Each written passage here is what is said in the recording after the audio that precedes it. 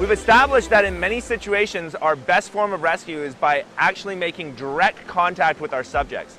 We can do this using a variety and combination of methods. We might be able to do that by paddling to our subject. Perhaps we'll use our swimming skills to swim out to our subject.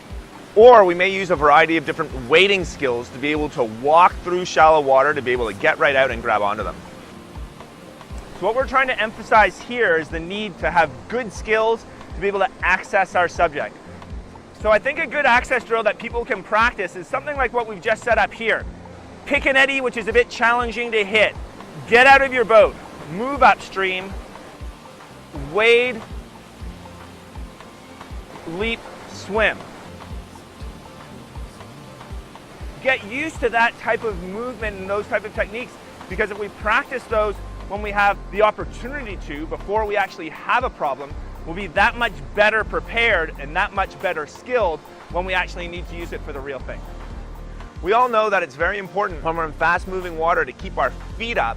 If we try and put our feet down while we're moving downstream, there's a possibility that we could get our foot stuck or entrapped.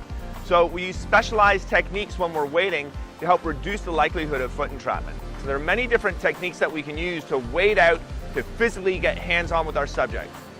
These techniques include a single rescuer crossing with a paddle, or perhaps getting a team of people together doing what we refer to as a line of stern, with the front person being our biggest eddy maker using a paddle, and the others following along behind providing support for our first person. We can switch from a line of stern to a triangle of support. Triangle of support generally works better for people of equal size. When we start making our crossing, they're all facing towards each other.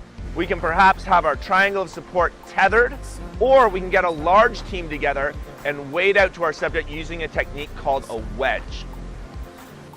Whenever we're in and around the riverbank, one of the things that we want to include is some form of downstream safety. We want to try and put in multiple types of downstream safety from multiple locations.